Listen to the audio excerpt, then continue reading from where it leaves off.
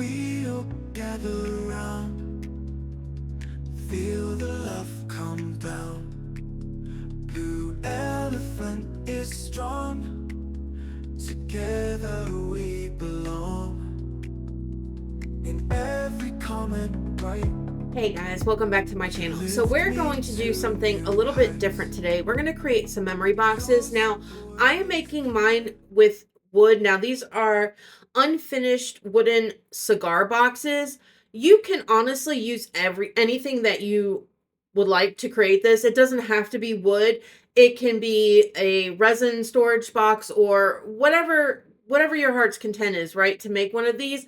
I'm just using wood, and I am making them for my children, my youngest two in particular, and my daughter-in-law. Now, the reason that I decided to make these is, especially for my younger children, they're just getting to the point now where they're getting boyfriends and girlfriends and all of the things that teenagers do. And I remember back to when I was a teenager, and I realized ticket stubs aren't really a thing anymore for the movies because everything's digital now.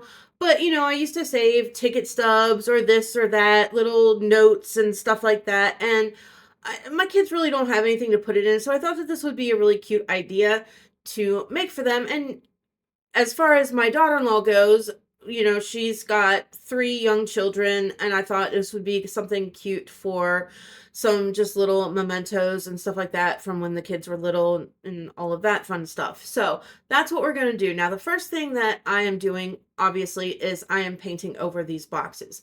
Again, if you wanted to go the resin route, you absolutely 100% could. I just chose not to do it for this particular video. Now, hindsight, I would recommend that if you're going to go a storage box route, don't be lazy like me. Take the hardware off and leave it set out while it is completely drying, because even though it was dry, like to touch, the paint was still tacky, and I made the mistake of closing the box and having the lid shut, and you'll see what happens later on, but we'll get into that a little bit later. Now, what I want to do is for the bottom, I just don't want to leave it a box, right? I want to make these catered to each person that I'm actually giving them to.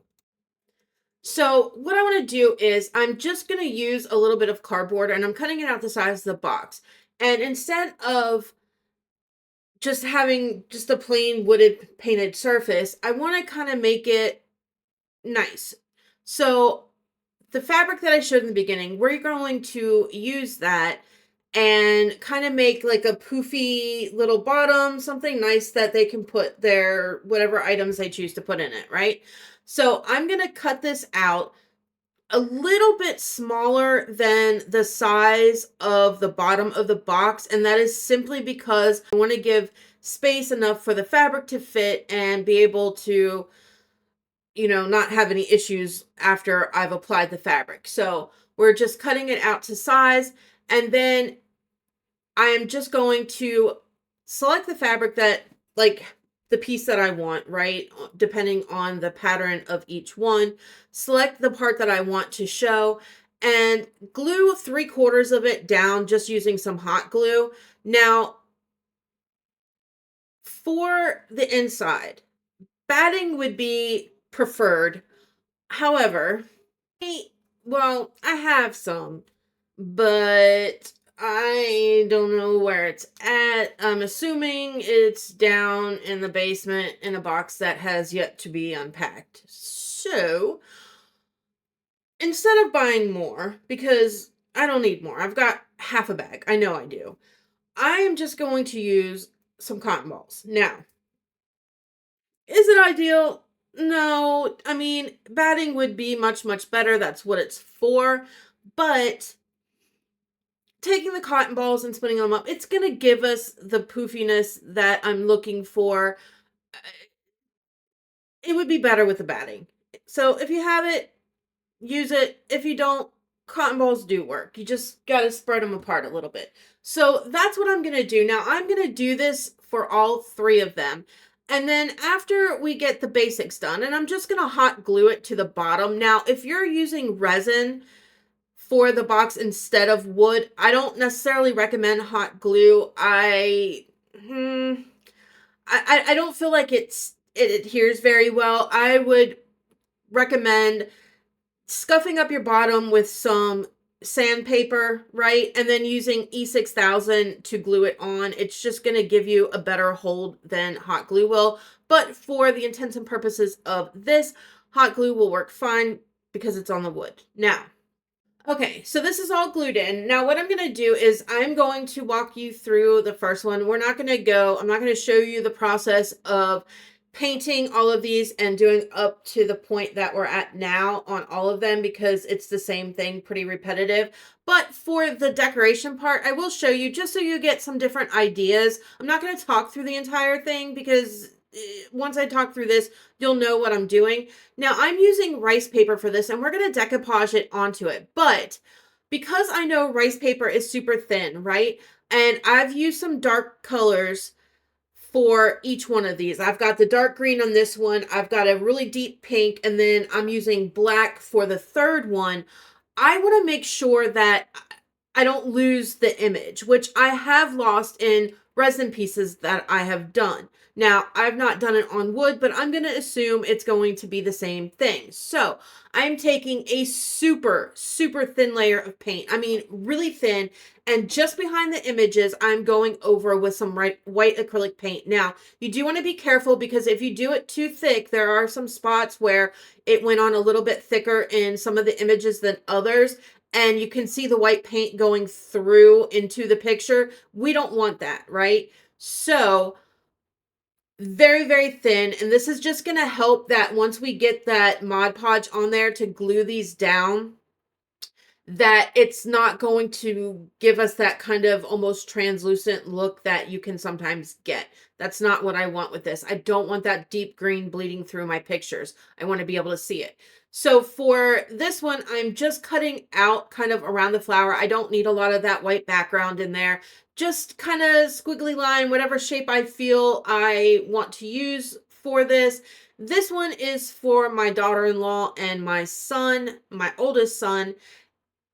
And I just thought green's her favorite color, which is why we did the green. And I thought these flowers would just look really, really pretty. So now what I'm going to do is I've kind of got where I want it to go. I'm going to apply some Mod Podge down on the bottom, and then I'm going to go over the top with it, making sure that it gets a really, really good application. Again, not super, super thick. We are going to go over this several times just to make sure that it's down and nothing is going to mess up the rice paper in the long term, right? I want to make sure that it's got a good coating of glue on it, but not one coating. Makes sense?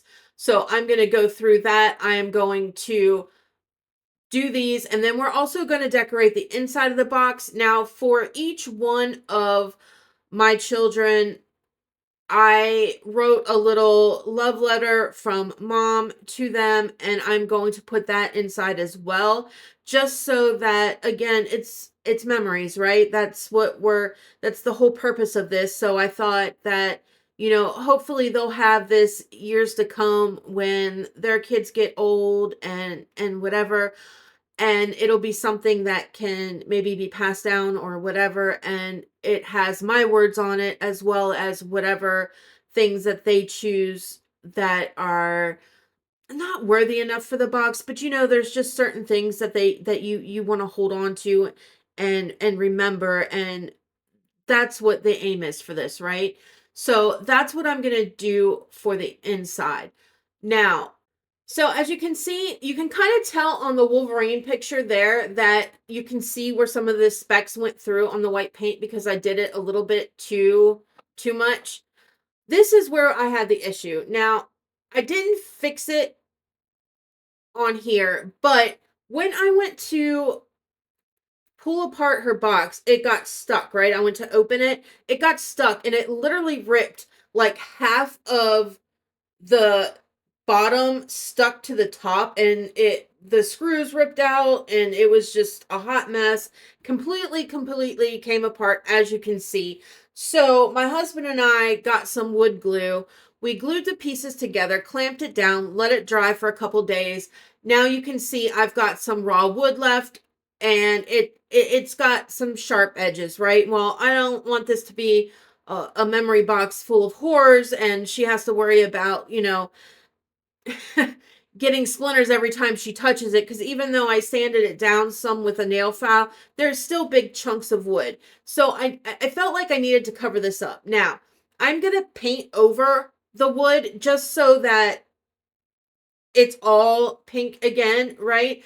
But what we're going to do is, to make sure that this is covered, I'm just going to take a little bit of this felt sheet that I have, and it's closest to the color of the image of the actual, like, the what's in the fabric. Okay, I of the felt that I had, the pink that I have, it wasn't good.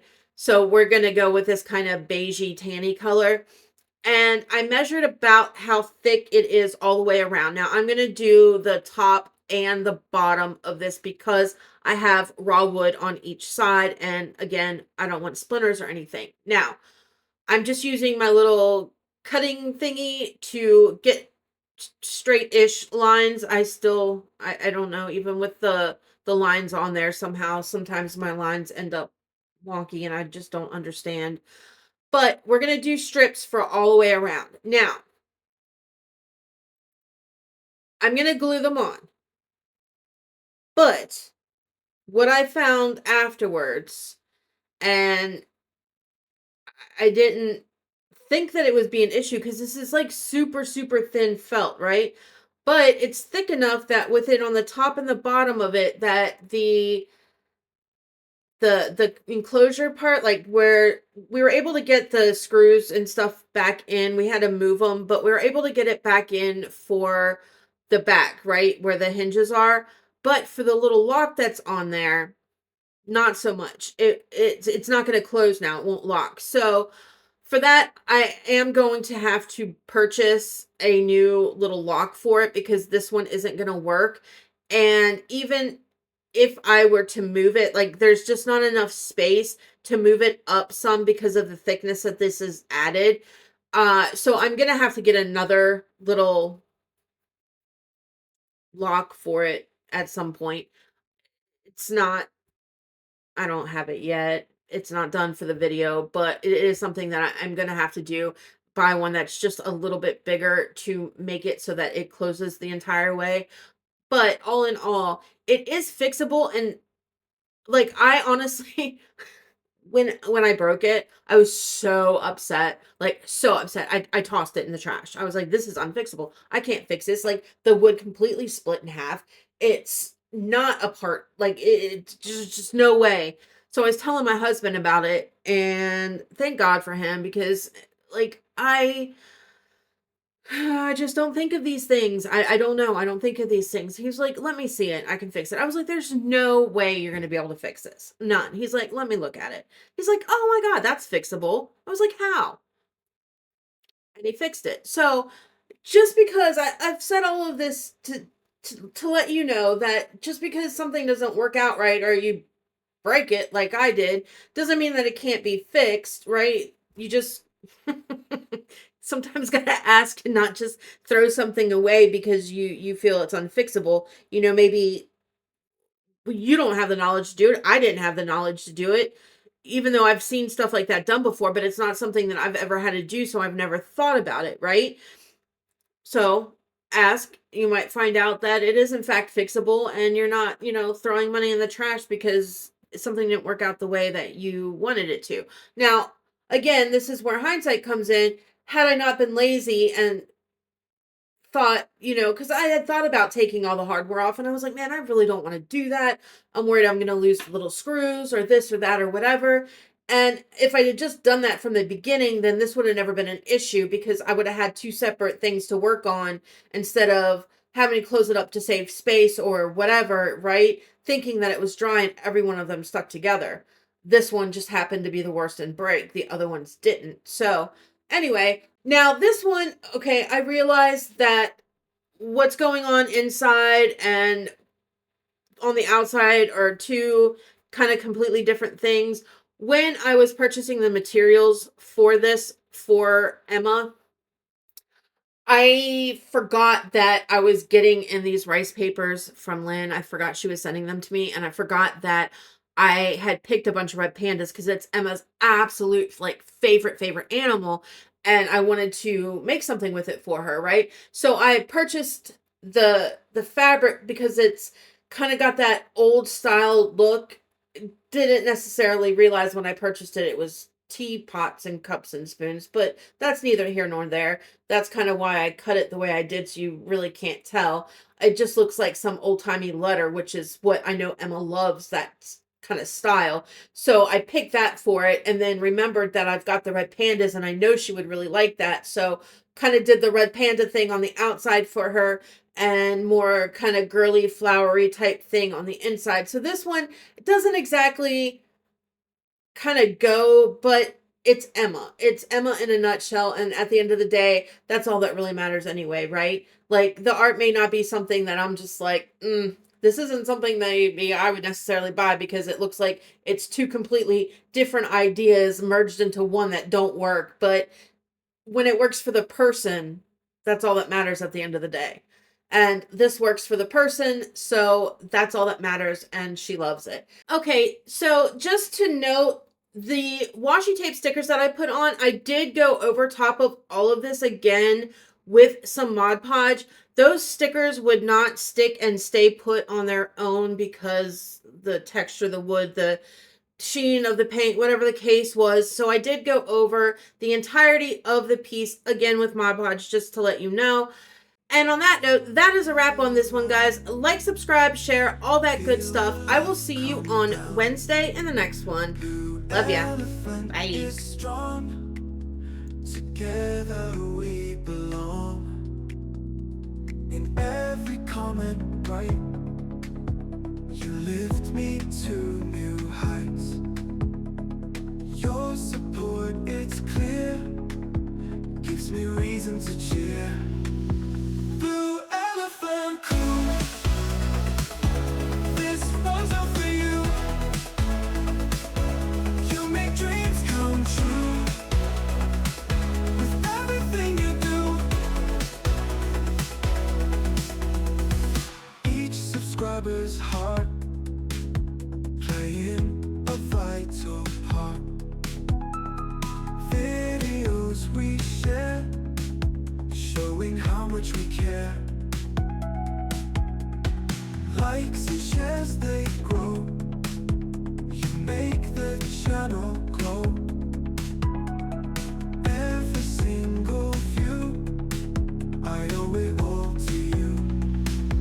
Blue elephant crew, this one's all for you. You make dreams come true with everything you do.